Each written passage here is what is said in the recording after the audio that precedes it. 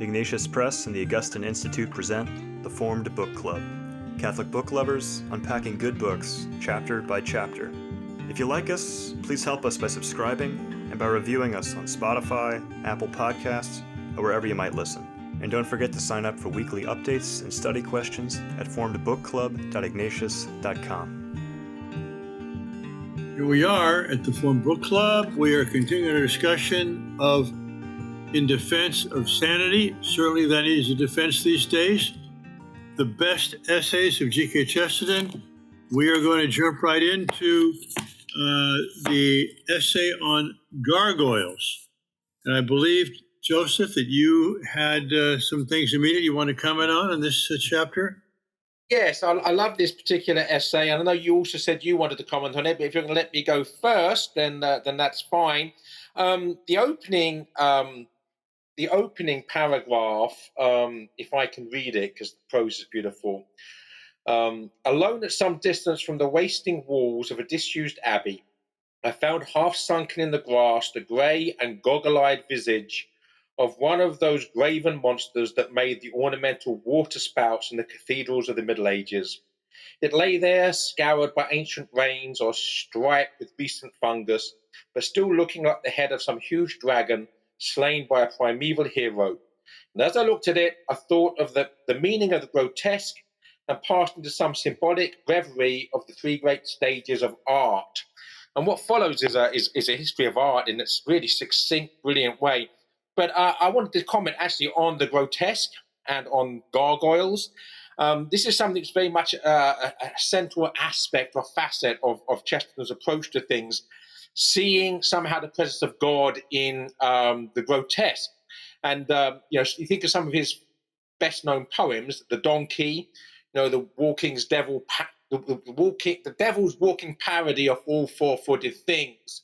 And then there's one of my favorite is the fish, when he's looking down at the fish in the water, and he talks about the Finney Goblin in the abyss untrod, because obviously we can't tread on water unless we're Jesus, but the Finney Goblin, and then the skeleton, chuckle spread from ear to ear, laughing everlastingly. There's something about this in Chesterton, and he's obviously at home here in the ruins of an abbey with the gargoyles and the grotesque. And then I'm just going to very quickly summarize, Father, let you go through it. But there's he sees three stages to the history of art, really the history of civilization. The first is the purity of reason. The pagan age, they worship the sun not idolatrously, but as the golden crown of the God, whom all such infants see almost as plainly as the sun. And then from the exaltation of the humble, which is why there were so many gargoyles, is because everything's God's creation, including the ugliness. I mean, again, I love him in The Man Who Is Thursday when he talks about God telling jokes with creation. He says, look, for instance, at the hornbill, which is just a tiny bird which is just a huge beak with a tiny bird stuck on the back. So, this exaltation of the humble, which was the spirit of Christendom, and then that degenerates into the third modern era, which is basically pride and chaos. And so I'm going to pass over to you now, Father. Vivian, do you want to say anything to that? You don't have to. No, Father, why don't you go first? I know you want to. Well, no, but as you were speaking, Joseph, it made me think of Flannery O'Connor, who probably is the author of Gargoyles, in terms of modern Catholic writing. Absolutely. And, often people are turned off by the grotesque, which they find in her. But she, to me, is a parallel to Bernanos, who ends up his Diary of the Country Priest by saying, tout est grâce, everything is grace, even the ugly, that gives some of us hope. Especially as we get older and the wrinkles begin to multiply. Well, Father, were you looking for a quote there? No, I'm going to get to one. Yeah. Yes, keep going then, please. Well, I wanted to because this also kind of is a revelatory of Chesterton himself. But on page 110, he's kind of summarizing the three stages of art that he sees. at the new paragraph at the bottom, the old Greeks summoned godlike things to worship their god. So they took beauty and form and luminosity and so on. The medieval Christians summoned all things to worship theirs: dwarfs and pelicans, monkeys and madmen. So that's the second stage of art. The modern realists summon all these million creatures to worship their god and then have no god for them to worship. Now we summarize again. Paganism was in art a pure beauty. That was the dawn. Christianity was a beauty created by controlling a million monsters of ugliness. And that, in my belief, was the zenith and the noon. Modern art and science practically mean having the million monsters and being unable to control them. And I will venture to call that the disruption and the decay. So what is he, a reactionary, a conservative? How do you label him? As Chesterton, as Lewis used to say, he thought he was the last medieval man, because he didn't like unrhymed, unmetered poetry. And Lewis also said that Chesterton has more common sense than all the moderns put together, except his Christianity. That's before Lewis converted.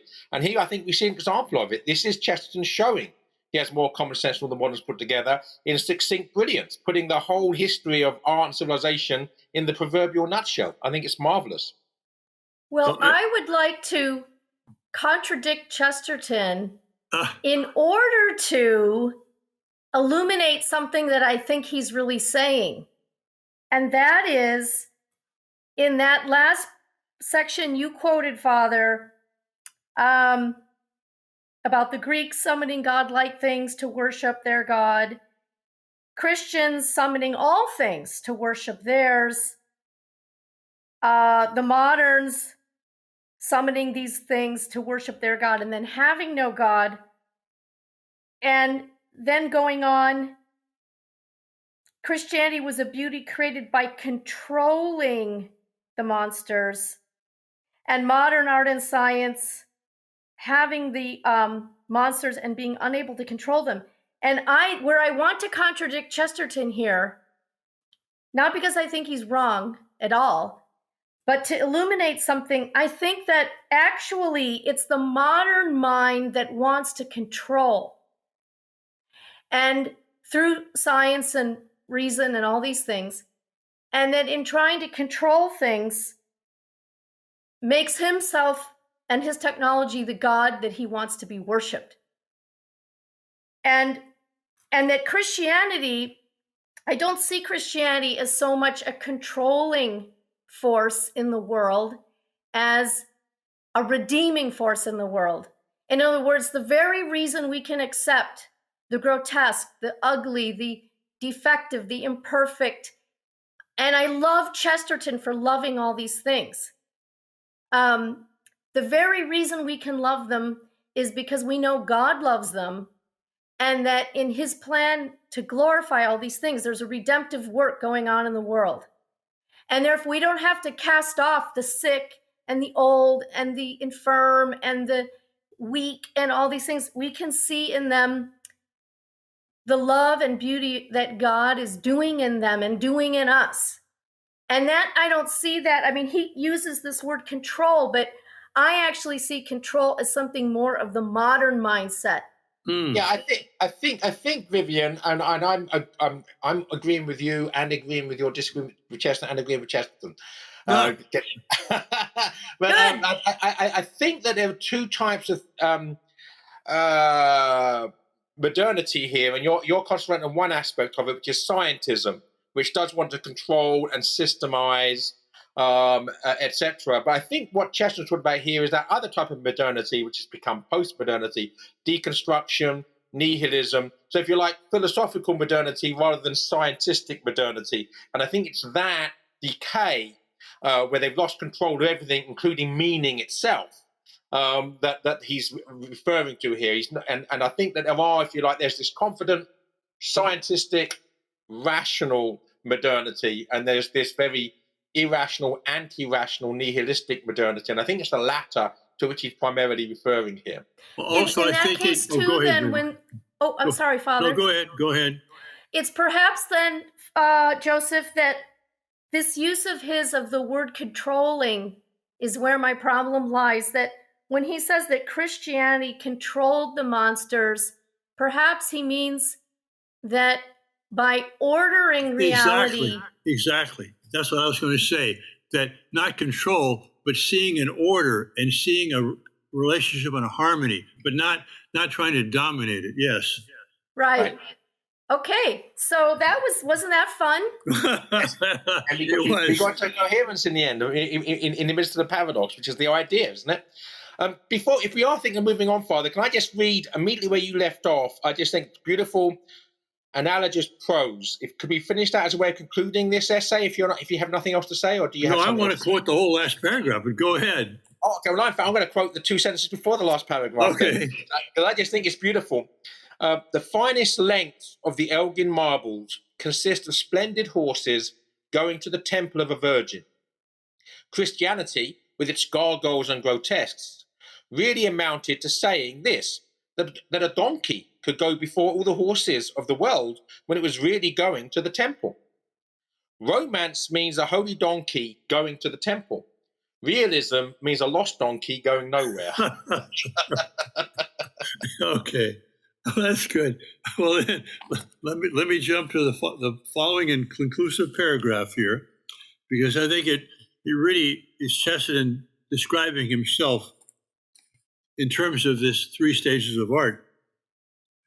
The fragments of futile journalism or fleeting impression, which are here collected, because this is an essay, it's about his collected essays and so on, are very like the wrecks and riven blocks that were piled in a heap round my imaginary priest of the sun.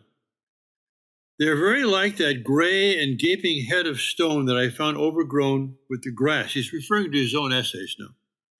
Yet I will venture to make even of these trivial fragments the high boast that I am a medievalist and not a modern.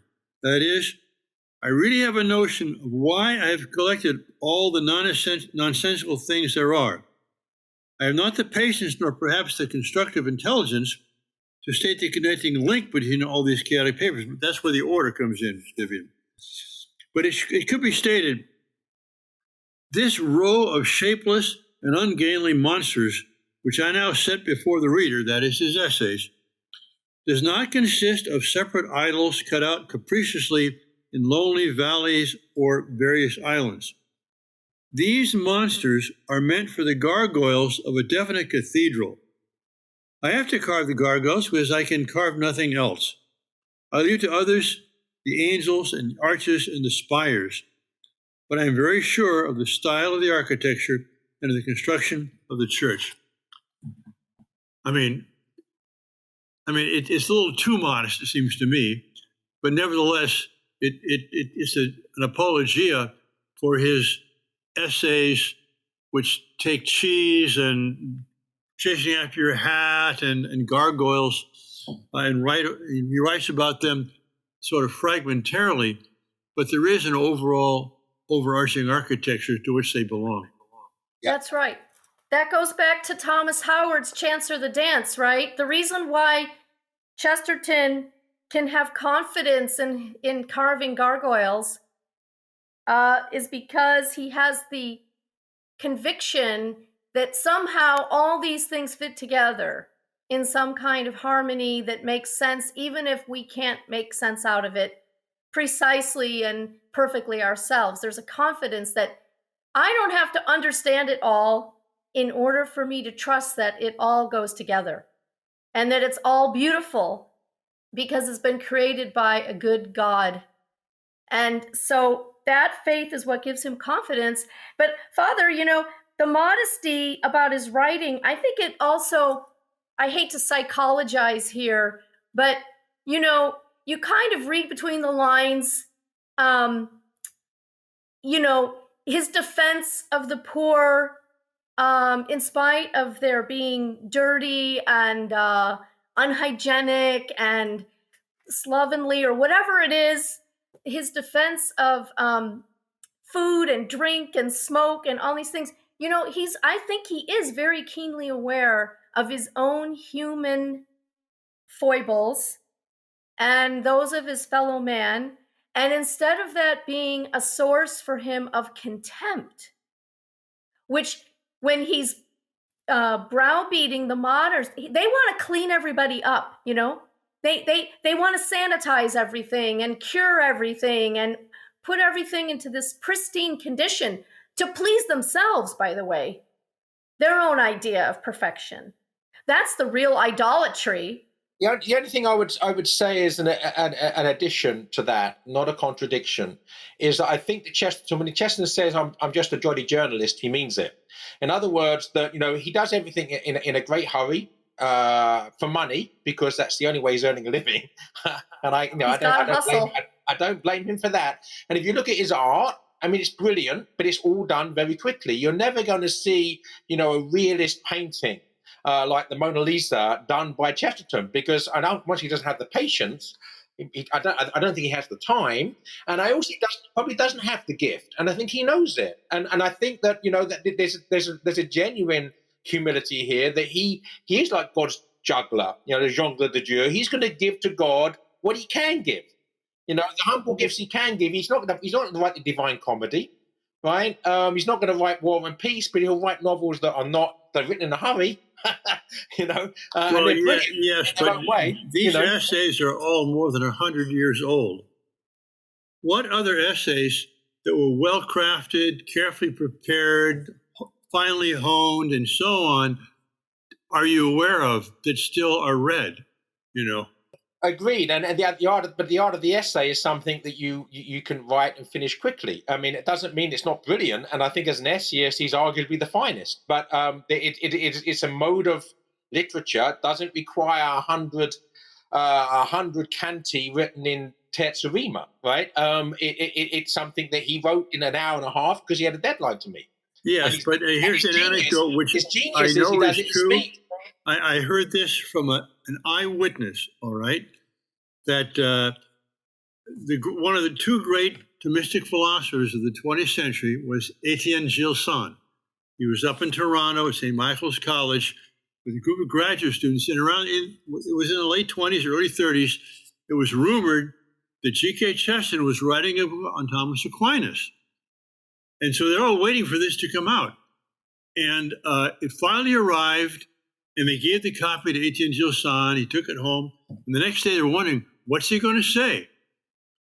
And Etienne Gilson, who was one of the two great commentators on Aquinas of the 20th century, took the book, threw it across the classroom, and he said, I've been writing on Thomas Aquinas for my entire scholarly life.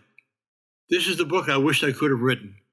I mean, it was just, he was blown away by the fact that, because what Chesterton could do, like in his Everlasting Man, he doesn't need to know all of history. He just needs to know how to pick out the outline, how to emphasize the salient points and leave the other points back in the background. So he did have a tremendous gift. I agree completely. But again, that same story of he's running the book on Thomas Aquinas. His secretary Francis Collins. Is it Collins? God help me now. Anyway, his secretary said that Chesterton asked her to buy all the books on the Thomas Aquinas that he should get, and take everything from the library. And she had this huge pile of 25 books, and Chesterton spent about half an hour browsing through half a dozen of them, put it to one side, and never referred to any of them before writing the whole book. So yeah, it's Chesterton's genius that makes the book the work of genius that it is, but it's not a work of particular scholarship, right? It's the same thing. It's done quickly, with spontaneity and with brilliance, but it's not thoroughgoing. So this is a wonderful essay on Gargoyles. I think it tells us a lot about art, about medieval Christianity and Christianity tout court, as they say, in itself, and about Chesterton himself. We now proceed to the next essay of the fading fireworks, to which I affixed the little epigram over the top. So if anyone wants to discuss this essay, I'm happy to listen. I'm going to defer to Vivian in the first instance, but I just want to read the last few sentences and to just say a very brief thing about Guy Fawkes Night, which is what it's about. Okay. But Go Vivian, ahead. please. No, Okay, you go ahead. Well, the key thing is, of course, that he's talking about Guy Fawkes Night, a bonfire night in England, which is the nearest the British get to the 4th of July. I mean, that's our fireworks night. It's the only time in England you have fire, except for New Year's Eve. The only time in England you have fireworks is the 5th of November. And it's to celebrate the burning of a papist, the burning of a Catholic. You know, and back in early 1980s, it might have been 1980, they're in Lewes in Sussex, and I think they still do it to this day. Every year they burn not just Guy Fawkes, but a huge bonfire. They have two huge bonfires side by side. On one they burn the Pope, by which I mean not the Pope in abstract, but the latest Pope.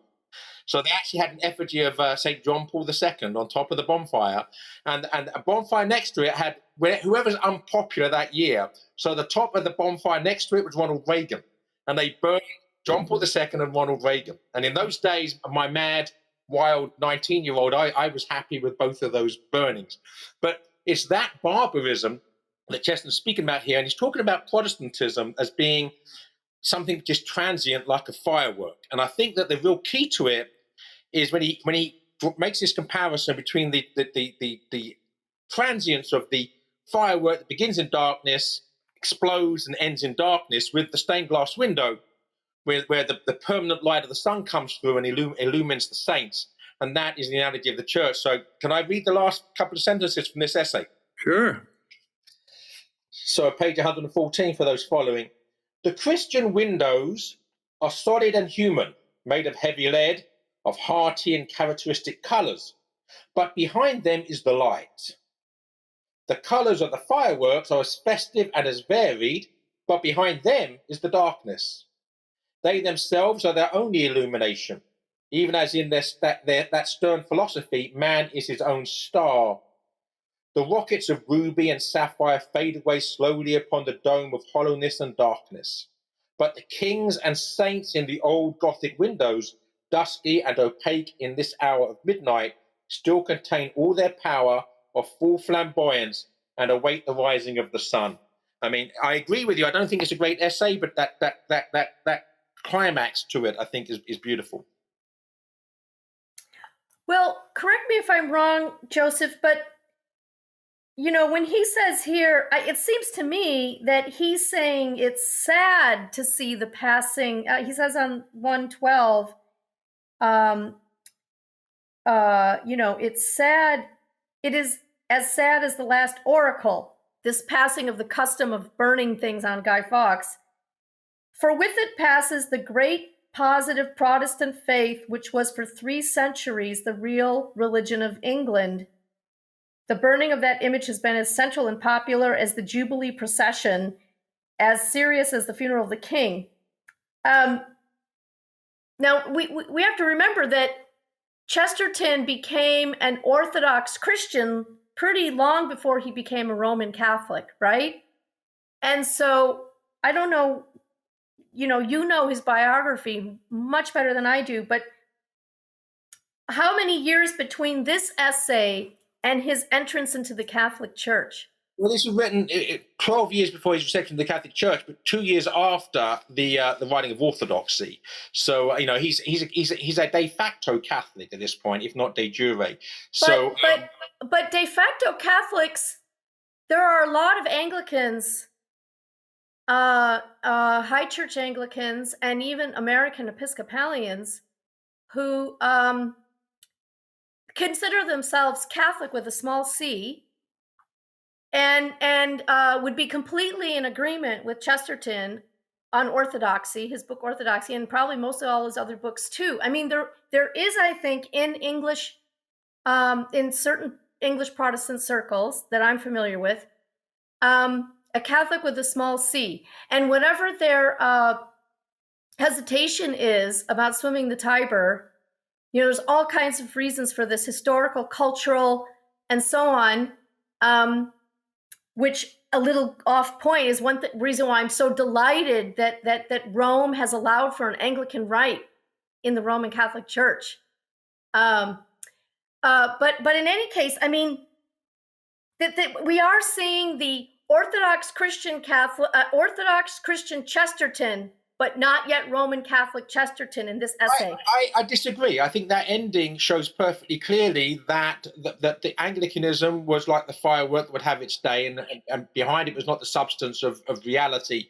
I think he regrets the passing of tradition. I mean, I remember when I was growing up, they had Guy Fawkes masks you would buy, and we all went round and had penny for the guy. You basically stuffed old clothes with rags, and you had your guy, and you stood outside the shop and asked for penny for the guy, and adults would give you money for your guy. You had money for sweets, for candy.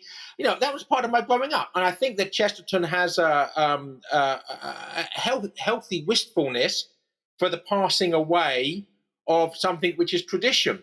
But he's then saying at the end of the essay that the reason it's passing away is that behind the tradition and all the brightness of the tradition is nothing but darkness. There's no substance behind it. But I'm sorry, I have to disagree with you here, because that paragraph where he's setting up the contrast between the stained glass windows and the fireworks, the contrast is not between small c Catholic Anglicanism, but between small c Orthodox Christianity and Confucianism. That paragraph, he's setting up a different contrast, but that's how I'm reading it anyway. Well, I mean, obviously the essay is not about Confucianism. It's about Guy Fawkes now, which has nothing to do with Confucianism. No, I'm just what this paragraph is about. He brought Confucianism in as typical Chesterton tangent because fireworks come from China, right? So he's introduced Confucianism in as a way of, saying that like the fireworks, they come from this culture which is not part of Christendom, and by analogy, the fireworks on Guy Fawkes night, that really ultimately the Protestant Reformation, which gave birth to the Anglican Church, is not part of Christendom. I disagree, but that's all right. I mean, I disagree that that's what he's saying here, but you could be right and I could be wrong. You know Chesterton better than I do. I'm always happy to agree to differ, so that's good, and I will. I am not competent to adjudicate this. But I will say, at the very least, that an essay which I thought was over the top in some senses did contain that gem. If you just read those last sentences, which you did, Joseph, they are very beautiful and powerful sentences. Whether it's Confucianism or Anglicanism versus Orthodoxy and Christianity, I can't say. But well, let's go on to the next essay, The Furrows. And this was also, was short and to me, not one of the greatest. It's okay. Yeah, I just have one comment to make, but I'll defer to Vivian because I believe I think we're speaking more than she has this time. So if Vivian wants to speak on this, I'll make way. But I do I want to read a couple of sentences and comment upon them. That's all I want to say in this essay. Fine. What page? This would be 117, about the middle of the page or middle of the text that's there. And it is not only nonsense but blasphemy to say that man has spoilt the country. Man has created the country. It was his business as the image of God. No hill covered with common scrub or patches of purple heath could have been so sublimely hilly as that ridge up to which the rank furrows rose like aspiring angels. And the only thing I'm not disagreeing with Chesterton because he's talking about agrarianism and agrarian culture and the ploughing of fields.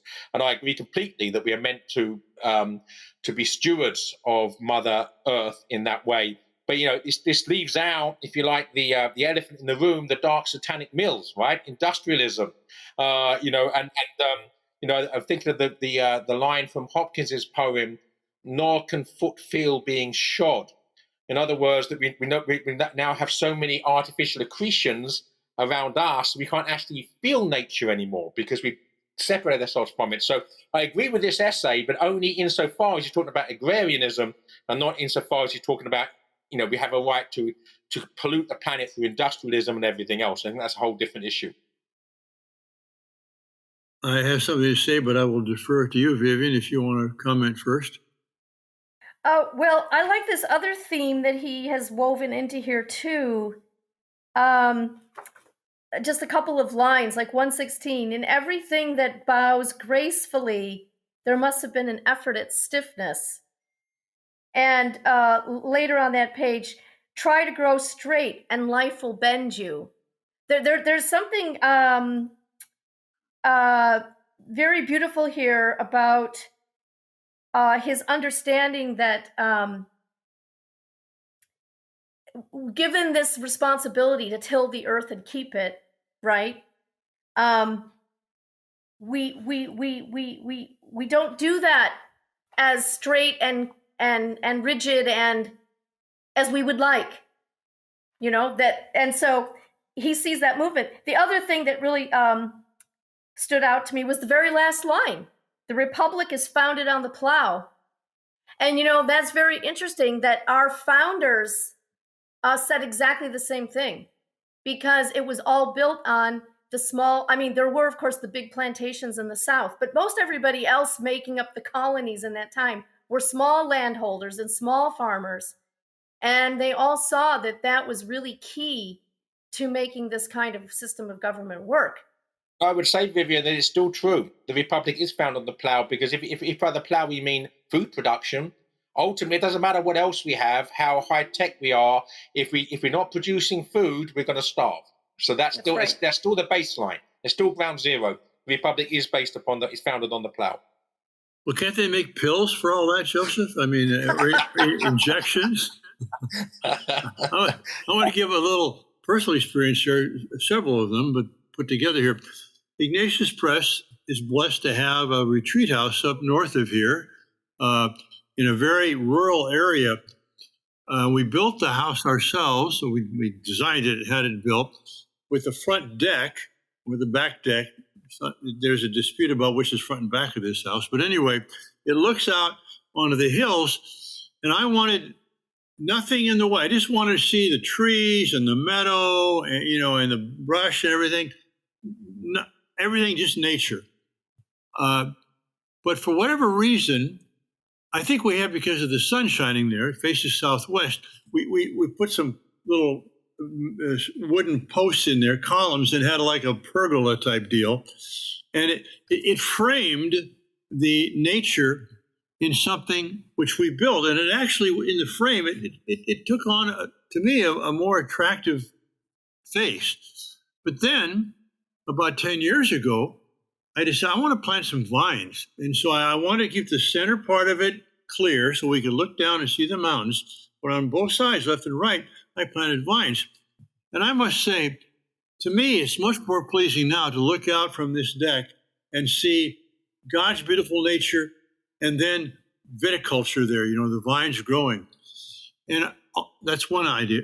Also, I remember driving through France and Italy especially. You'd see the countryside, and you'd see these rolling hills and everything. And then you'd see a little village, and all the rock, the stone which is used for these houses, was obviously hewn from the nearby, quarries and ground. And so these little villages seemed like part of the landscape. They didn't destroy the landscape. It wasn't red and pink and chartreuse like you might see in downtown San Francisco. It was part of the countryside. And then as you drive through France, I call it a little garden with a Michelin map and these little tiny roads that crisscross the countryside. You'd see beautiful hedges and then fields and vines, and it's glorious to see how man can take nature and not really destroy it, but enhance it. And even was that way, Joseph, flying into Heathrow, I always have a window seat, and I'm coming down there, and before you get to Heathrow, you see these hedgerows and this green and everything, all patchwork. It's glorious. once you get to Heathrow, it's a disaster. But I mean, on the way in, it's beautiful. Yeah, I was. That's why if you get to Heathrow, you head west out, not towards London, which is east. But yeah, I mean, I was going to say exactly the same thing, Father. Basically, I feel exactly what you feel about France when I find myself flying back to England, looking down from the plane, seeing the patchwork quilt of man's living in harmony with nature. Then that's exactly what we're supposed to be doing with creation. So I mean, Father, that's been 35 minutes. It's up to you. I think that's good. I mean, this is fun. This will be the everlasting book. But so next week we'll start with essay 25, the meaning of dreams, and be prepared all the way to 34, the drift from domesticity. But I doubt we're going to get that far because there's another couple of essays coming up, which again are so full of wisdom. All right. God bless you all. See you next week at the Formed Book Club. If you enjoyed this discussion, please help spread the word about the Formed Book Club by subscribing to the podcast and writing a review. You can sign up for weekly updates at formedbookclub.ignatius.com.